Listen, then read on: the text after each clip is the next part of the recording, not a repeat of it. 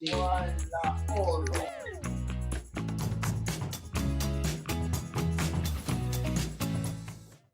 Ça, c'est Maryse qui me l'a offerte. Je le dirai dans la vidéo. C'est Mais oui. Oh, je savais qu'elle était bien. Je l'ai vue. Bonjour Maryse. Alors aujourd'hui, on va faire une petite interview.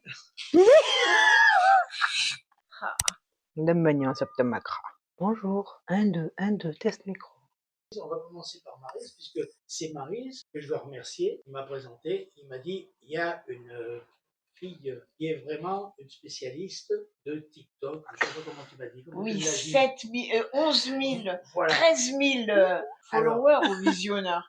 La Voilà. tarte Sur dans la TikTok. gueule que j'ai pris, moi j'ai pas abonné. Étant donné le chemin de vie que j'ai fait et le sien, je devrais savoir beaucoup de choses, beaucoup Ah non, plus mais de pas choses. les techniques nouvelles. Et voilà, donc voilà. Et donc, ça tombe bien parce que tu as accepté de venir et ça nous fait plaisir à tous Ah les deux. oui, absolument. Et donc, quel est ton secret? Comment tu fais pour arriver là? Bah, à vrai dire, pour moi, c'est pas une grosse communauté. Pour moi, j'ai pas eu énormément de. Enfin, je sais que le chiffre peut paraître grand, et puis quand j'essaie de mettre des têtes sur le nombre de followers, parce que quand on dit followers, eh ben, en soi, c'est des vraies personnes qui sont derrière. Ben, j'ai réussi tout simplement parce que ma mère, elle m'a mis à la rue, et en fait, je me filmais dehors, je me filmais en train de galérer dehors, à dormir dans des parcs, dans des caves, à manger dehors, à me fumer des mégots par terre. Et voilà, en fait, je me sentais tellement seule et pas écoutée que j'ai eu besoin d'en parler aux gens.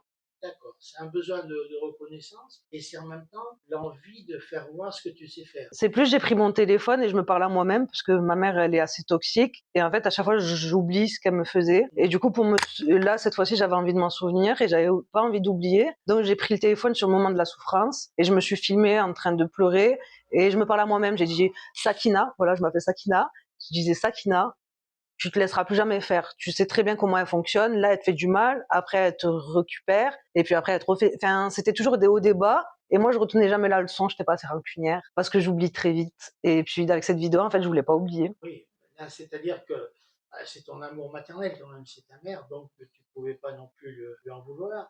Et elle, elle ne savait pas non plus comment te retrouver ou te dire ce qu'elle avait envie de te dire finalement. Non, je pense que c'est beaucoup plus complexe que ça. Après, elle a des traumatismes d'enfance. Elle a fait le maximum qu'elle a pu faire pour nous. J'en suis très reconnaissante. Elle m'a éduquée. Je suis débrouillarde. Je suis ambitieuse. Elle m'a donné énormément de qualités, d'où la beauté, parce que je ressemble, que je suis une photocopie d'elle. Donc je la remercie pour ça. Mais du coup, ben, ça l'a fait beaucoup complexer parce qu'elle s'aime pas et elle s'est jamais réellement aimée.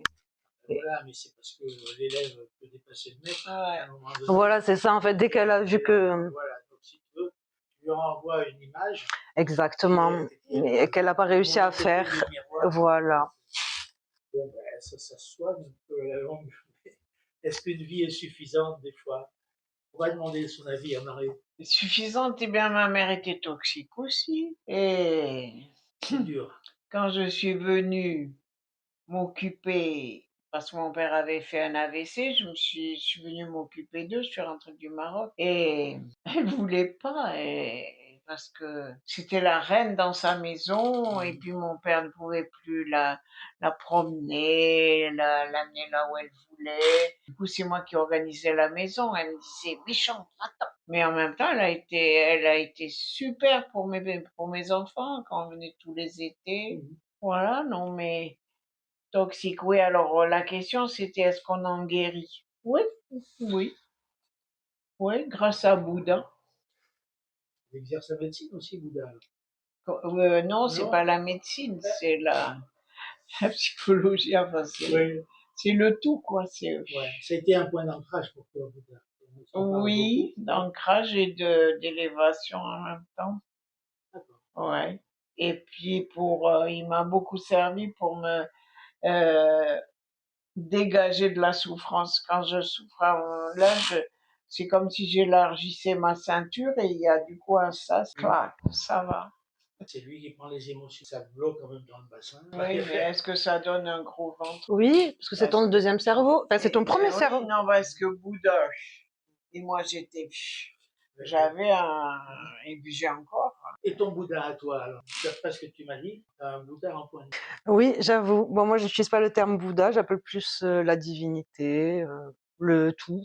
Ouais. Voilà. Mais oui, c'est la spiritualité qui m'a aidée personnellement. Les lois universelles, quand on comprend les 5 blessures de l'âme de Lise Bourbeau, qu'on comprend qu'il y a des choses blessées en nous. J'ai réussi à pardonner à ma mère grâce à ça. J'ai réussi à comprendre que sans ça, je serais pas la personne que je suis. En fait, ça aide à beaucoup relativiser, ça Oui, aide à comprendre que qu'on vit pas tout ça pour rien, que tout est juste. Ah, ça me fait un peu mal, ça, parce que Ouais, je sais. lorsqu'il y a eu le volcan à Nevada del Ruiz et que la petite fille qui a été filmée bloquer des jambes et l'eau montait en train de se noyer, est-ce que cette expérience-là était nécessaire, était bonne à faire? mais ça C'est c'est difficile, hein? ça c'est la question de la bonté ou la méchanceté de Dieu. On Ouf. choisit ce qui nous arrange. Si, tous les malheurs et toutes les horreurs qu'il y a sur terre, les gens jusqu'à présent on disait que Dieu était bon et puis après pourquoi n'empêche-t-il pas le mal? C'est ça la question. Sachant que le diable, c'est quelqu'un qui a été créé par Dieu, donc Dieu a créé même les démons, le mal, le bien, et ça, c'est une des lois universelles de dualité qu'il faut. C'est une tempérance, tout ce qui est en haut est en bas. Ah ouais, mais Voilà, ça tout c'est a un pour les gens. contraire. Quelqu'un qui génère du mal, c'est parfait. C'est une opinion humaine, ça. Ben oui, ben oui. Non, parce qu'on dit aussi que les lois du Seigneur sont impénétrables, parce qu'on comprend pas toujours à quoi ça sert, justement. Je pense que les religions et toutes les phrases comme ça, c'est plus des phrases à méditer parce que bien sûr tout le monde les a interprétées comme il le voulait, avec sa perception, avec ses propres lunettes, et ils les ont lues comme ils voulaient, ils ont lu entre les lignes, ou ils ont compris ce qu'ils voulaient comprendre en fonction de leur conditionnement, de leur culture, de leur âge, de leur sexe. Donc, je pense que c'est juste des phrases à méditer, comme Jésus qui dit qu'il faut apprendre à pardonner, même voilà, c'est lui qui nous a enseigné ça, l'énergie christique, moi je l'appelle, parce que je suis pas dans la religion du christianisme, hein. C'est vraiment l'énergie christique de Jésus, parce que pour moi c'est un maître ascensionné et quand tu te connectes à lui, tu vois, tu peux apprendre à pardonner parce que tu connais son expérience, tu vois ce qu'il a vécu et puis tu relativises. C'est la beauté du message.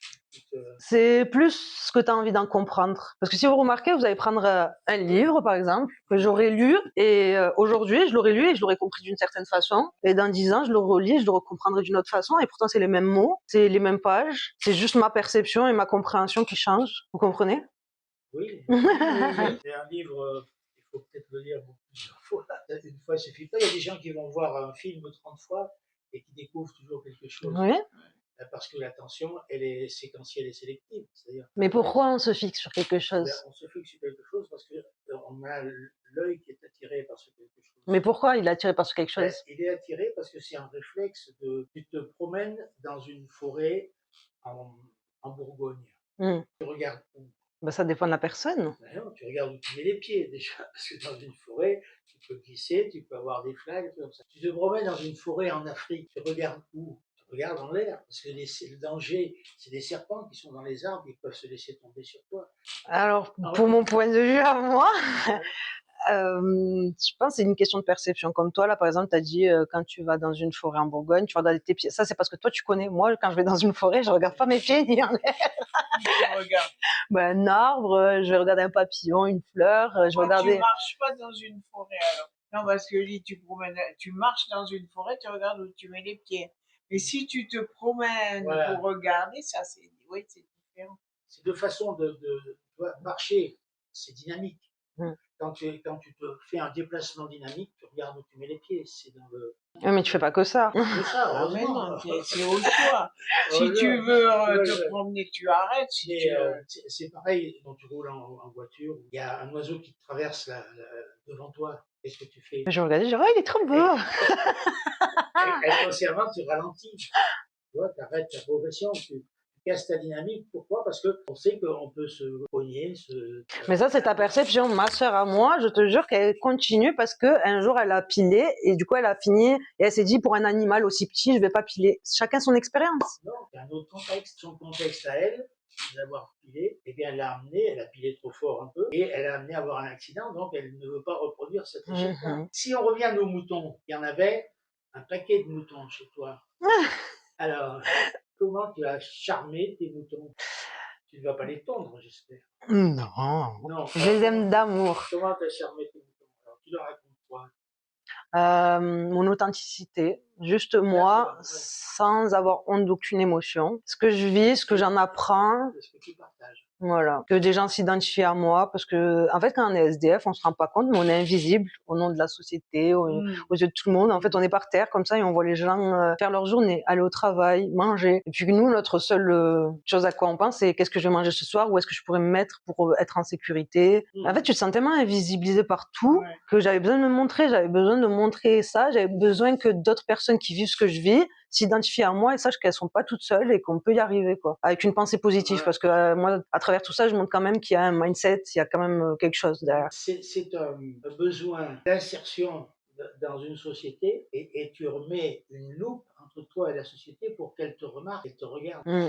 Et donc, fais focaliser et ne fais pas culpabiliser parce que toi, tu culpabilises pas. Je culpabilisais au début, j'avais très honte de moi. Ah oui?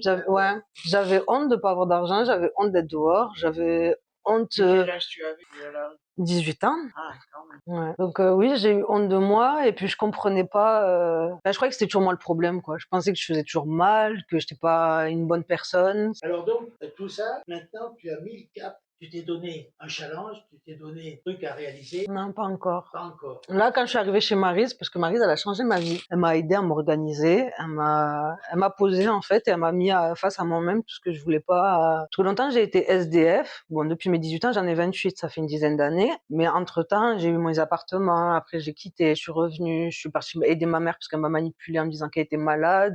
Du coup, je suis allée chez elle et du jour au lendemain, elle m'a refusé. Et en fait, c'était toujours comme ça. Je revenais par manipulation et pour l'aider. Et en fin de compte, elle me remettait quand j'avais plus rien dehors d'un coup comme ça. D'où le fait que j'ai fait la vidéo pour m'en ressouvenir et de plus jamais lâcher un de mes appartements ou une stabilité pour aller l'aider. Et puis après, c'était quoi ta question? Désolée, je me suis un peu perdue. C'est l'objectif que tu veux atteindre, l'endroit où tu veux aller. Que J'aimerais être célèbre. tu as mis une loupe entre toi et la société, Mm. une société qui t'a rejeté. Toi, tu leur dis, mais regardez comme je suis réellement. Oui. Ne me regardez pas avec des préjugés, ne me regardez pas avec vos habitudes et tout ce que vous avez l'habitude de mettre devant vos yeux. Regardez pour ce que j'ai à l'intérieur. C'est ça. Et à partir de là, je dis, ben voilà, je vais passer par vos critères de réussite. Je vais obtenir sésame, un diplôme, quelque chose qui va me mettre Le bac. à votre égal. Et donc, ça, c'est. Voilà. En fait, il faut savoir que ma chaîne TikTok, quand j'ai atteint les 10 000 abonnés, on peut activer la fonction bêta qui est la monétisation de ces vidéos. Et quand je suis arrivée à ce stade, j'ai arrêté de poster. C'est là où j'ai arrêté de poster. J'ai passé les 30 000 abonnés, j'ai activé la monétisation. Et à partir de là, j'ai arrêté de poster parce que je me sentais pas assez, je me dévalorisais, j'avais le syndrome de l'imposteur. Alors que tu avais un filon en or. Oui, voilà, c'est ça. En fait, c'est l'auto-sabotage, on en revient à ça. C'est je m'auto-détruisais comme si j'avais pas le droit de réussir, comme si j'avais pas le droit de gagner ma vie, d'être indépendante. Je dis, c'est pas pour moi. Oui, c'est ça, c'est ce que je me suis dit. Je me suis dit, pourquoi ils me suivent tous? Pourquoi ils sont autant sur mes lives et ils me donnent des... Enfin, je me sentais comme si je méritais pas. Elle est très mignonne, donc on aurait envie de la suivre. Vous parlez du physique, quoi. Et oui, voilà. Je sais qu'il y en a Alors, beaucoup qui sont attirés par ça. Et... Un peu. Et par contre. Non, mais il n'y a pas que ça. Hein. Non, mais... moi, mon intérieur, il est beaucoup plus beau que l'extérieur. Exactement. Et là, le problème, c'est que tout ce que tu nous racontes, c'est une double histoire, en fait. C'est l'histoire de ton changement de trajectoire, en même temps le changement de statut, et c'est l'intervention de Maryse pour amener cette maturation. Oui. Dedans. Oui. Moi, elle m'a posé, elle m'a dit qu'est-ce que tu fais, tac, tac, tac. Et tu as fait ça? Mais oui, on s'était posé là, on a parlé, et elle m'a dit je te lâche pas. Tu m'as dit ça, je te laisse pas sortir d'ici tant que tu t'as pas organisé tout ça et que t'as pas fait. Vous pourriez faire une interview de Maryse et puis une interview de Sakina. Sakina. Ça veut dire la calme. La sérénité, ouais. En fait, j'ai des siamoises en interview. Mais vous voyez, ça, par exemple, ces genres de liens, c'est un genre maternel qui veut aider une petite fille, qui veut. Et en fait, moi, je remarque que j'ai pas eu de mère, mais qu'est-ce que j'ai fait des belles rencontres qui m'ont maternée, qui m'ont apporté cet amour qui. Et oui, parce que ce qui est la différence, c'est que vis-à-vis de moi, tu es libre. Je n'ai rien à prouver avec toi. Ma descendance, là, Oui. ouais, si tu te casses la figure, si je me casse la figure. Et là, du coup, je peux croire en toi. Là, c'est facile, quoi, et en Ça fait même du temps te bien. soutenir. Et ouais, c'est spécial. Hein. Et du coup, moi, quand Maryse m'a dit qu'à 68 ans, elle avait repris ses études, et elle m'a dit, toi, tu vas les reprendre. Et en fait, quand j'ai arrêté de poster sur TikTok et que j'avais mon syndrome de l'imposteur, il s'est déclenché à partir du moment où j'ai raté mon bac. Voilà, c'est mon premier échec dans la vie, et je me suis dit que j'étais pas capable. Et puis, je fais des sauts métiers, femme de ménage, restauration, parce que j'ai pas de diplôme. Oui. Et pourtant, j'ai une... Attends, il faut t'interroger quand même. Qu'est-ce qui en toi te poussait à ne suivre les cours que parmi ceux qui te plaisaient et les autres, tu n'y allais même pas. Qu'est-ce qui te poussait à faire la princesse comme ça? Ça a un nom, ça, hein? C'est quoi le nom? Je sais pas. Moi, ça veut dire, c'est le nefs, en arabe algérien, c'est le nefs. Non, mais c'est vrai qu'à un moment donné, si tu veux, un challenge, tu dois faire quelque chose, tu regardes parce que tu connais tes capacités et tu regardes ce qu'il faut faire. Et entre ce que tu vois nécessaire de faire, ce que tu crois capable de faire, toi, tu perçois une valeur d'écart. Et cette valeur d'écart, ça peut être un frein. Alors que, justement, il faut être conscient de ce que l'on sait faire, mais pour être ça, il faut faire des petits essais. C'est ça. Des étapes intermédiaires. Et ces étapes intermédiaires, tu dois les faire dans un contexte qui n'est pas ta zone de confort, comme on dit maintenant. Eh bien, il faut se dire, je vais le faire quand même pour voir. Parce que si c'est une étape intermédiaire, je dois pouvoir arriver à faire une étape intermédiaire. Et donc là, tu vas réduire ta valeur d'écart petit à petit, en faisant un cheminement sur des choses qui sont pas... Parce que si on ne choisit que de faire ce qui nous plaît et ce qui est bien, eh bien soit on est un génie et on arrive vraiment à un très très haut niveau, ou alors soit on va rater. On va rater des choses parce que... Alors là, tu me dis, c'est quoi, je t'ai dit, c'est l'amour propre et la dignité. Normalement, quand tu es mineur, tu n'as pas ta dignité, on t'enfile comme les canards, tu sais, pour qu'ils aient le foie gras, on leur enfile des trucs comme ça. Les élèves n'ont pas le choix, c'est comme c'est ça, on avale l'information, on la recrache sans même la comprendre, sans même les... Tandis que toi, t'as eu un parcours, un caractère qui a fait que, depuis que tu es né, comme ça, tu choisis. Et moi, pourquoi? C'est de l'amour propre. Mais ça, seulement personne n'y a accès, normalement, avant d'être lâché dans la vie en tant qu'adulte. Alors là, tout d'un coup, comme par hasard, il faudra que tu saches qui tu tolères dans ton entourage, qui tu veux pas, ce que tu veux faire. Tout d'un coup, il faut que ça te vienne. Et toi, non, tu l'as fait avant. Voilà, c'est pour ça que quand je disais je remercie ma mère pour ce qu'elle m'a donné dans la vie et tout, ça par exemple, chez moi, j'étais traumatisée. Ma mère, elle me traumatisait avec un regard. Je pouvais me faire taper à coups de chaise pour un œuf cassé. Et chez moi, vous voyez, comme une personne qui vous fait peur et qui vous terrifie. Attends, moi, à propos d'œufs, à 13 ans, ma mère faisait un gâteau. Alors je lui dis, voyons, je voudrais couper des œufs. Elle me dit, et elle me tend l'œuf et moi j'écrase l'œuf. Elle me dit, andouille. À 13 ans, parce que j'ai mon premier œuf, je l'ai loupé. Non, mais ça, c'est très destructeur, tu vois. Il n'y a pas de bons parents de ce niveau-là. Parce qu'il y a une angoisse au fond des parents. Comment je vais faire quelqu'un de mon enfant?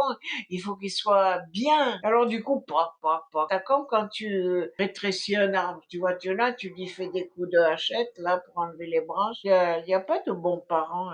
Non, je remets pas sa faute. Moi, tout ce que je suis en train de dire, c'est pas en l'accusant. C'est vraiment pour expliquer la chose. Parce qu'il y a des conditionnements, il y a des situations. Et moi, le fait que j'ai lâché l'école et que je me suis pas mis à fond, c'est à cause de ça, parce que c'était ma liberté, c'était ma cour de récré, moi, l'école. Je sortais quand je rentrais chez moi, j'étais terrorisée. j'ai eu des fuites urinaires toute ma vie parce que je me pissais dessus parce que ma mère, elle me faisait peur. Oh là là. Elle me tapait, elle m'interdisait de pleurer. Vous imaginez la torture ou pas? De taper quelqu'un et plus il pleure, plus tu le frappes. C'est-à-dire que je devais retenir mes émotions. Ouais. Enfin, plein de choses qui sont inhumaines et qui ont fait que à l'école, je me Ouais. sentais libre et que j'avais envie d'être rebelle, que je voyais que l'autorité des profs, c'était pas celle de ma mère, ils allaient pas me prendre à coup de chaise ou autre, tu vois. Ouais, t'étais tranquille. Non, oui, parce qu'en Algérie, quand j'étais en école maternelle, je me faisais taper par les doigts, par les. Ouais. Donc, Et c'est c'était beau. pas pareil Oui, l'école enfin, française. les jeunes en France, les jeunes d'Afrique du Nord, enfin du Maghreb, eh ben ils sentent ce que tu sens, c'est-à-dire qu'il n'y a pas Mmh, l'étau. oui, Alors si, ouais, ils exactement. dansent, ils disent Mais ouf, oui, ouf, ils nous font rien, ouf, ouf. mais oui, mais oui. Mais oui, à force d'interdire, et ben t'as envie de. Ouais. Mm. Si on vient un petit peu à la technique, Je me suis lancée et c'est ça c'est ma personnalité, c'est qui j'étais moi. Je prenais des vidéos, je savais pas faire du CapCut, je savais pas Ouais. couper, je prenais aucune luminosité, j'avais un téléphone, c'était une qualité très très basse. Et j'ai eu tous mes followers. Et maintenant j'ai commencé à acheter un nouveau téléphone, une ring light, parce que j'aime le travail parfait, enfin pas parfait, mais j'aime. Mieux. Moi, ce que je visualise, j'aime les vidéos qualitatives, j'aime qu'il y ait une belle luminosité, un peu cosy. Voilà, en fait, on avance tellement vite que quand il y a une vidéo qui grisaille, qui est pas très belle ou qui est très noire, ben on va swipe sans même écouter ce qu'il y a derrière ou autre. Et moi, je pense que mon message, il est important, donc j'ai envie de mettre les formes pour que ça attire le maximum de personnes. et est-ce que tu as des sujets sur lesquels tu aimerais Sur les réseaux ou sur moi? Sur les quoi, tu as dit? Les réseaux. Ah, les réseaux. Ah, les réseaux. Ah, Oui, voilà. un sujet par rapport au réseau ou par rapport à moi? Oui, ouais, par rapport c'est un processus de création. Comment c'est venu,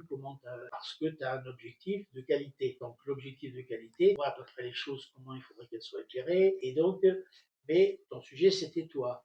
Et maintenant, je dis, est-ce que ça, tu as envie de le transposer? C'est-à-dire une fleur, un âne, un éléphant, un autre sujet pour l'instant. Alors, j'ai pas compris la question, je suis désolée. Moi non plus. Ah oui, hein. Non? Non, je suis désolée. Alors technique. J'ai pas compris le coup de l'éléphant là. Alors, non, mais je veux dire qu'elle a filmé Pour se montrer. son existence. Mhm. Elle a filmé le besoin qu'elle avait de dire aux autres, mais arrêtez de me regarder comme ça. Ou de Tu pas vois. me regarder. Et voilà, et plutôt regardez-moi. Voilà.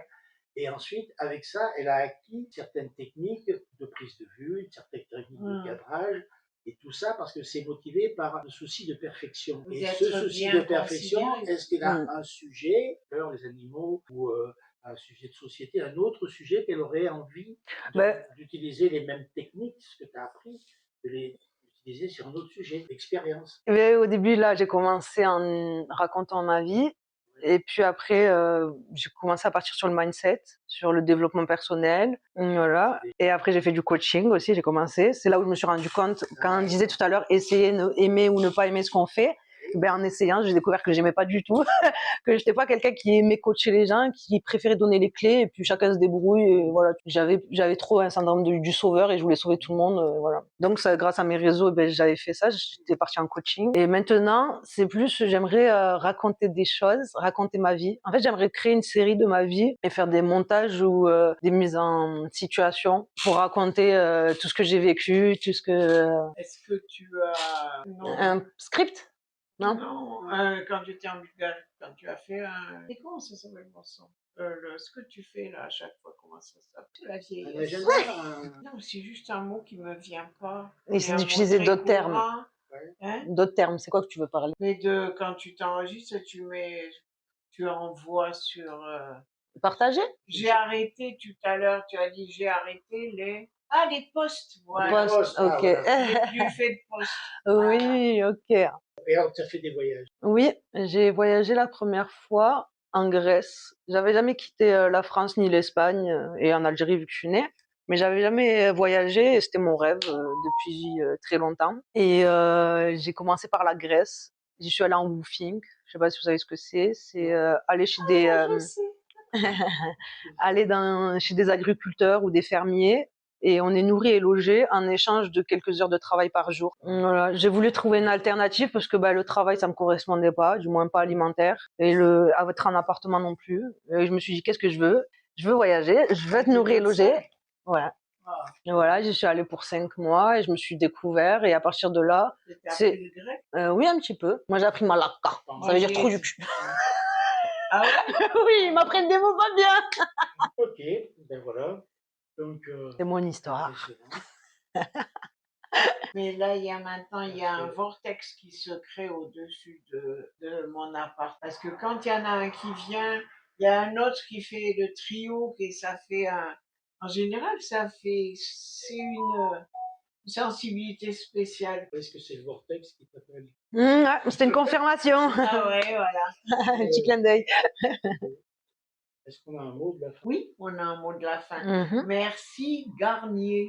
Merci Garnier. Merci Garnier. Et moi, j'ai un truc à dire. J'ai manifesté cette interview. Voilà. Oui, et quand tu m'as dit qu'est-ce que tu veux faire, j'ai écrit tout ce que je voulais faire et j'ai dit je veux me faire interviewer. Et je te rends compte. C'est vrai? Oui. Ah ouais, Mhm. ouais, c'est Là, je l'avais complètement oublié. Et là, quand tu m'as dit interview, je descends en bas. Après, je me suis dit mais attends, c'est ce que je voulais. ouais. Hein. Ben, merci beaucoup. Hein.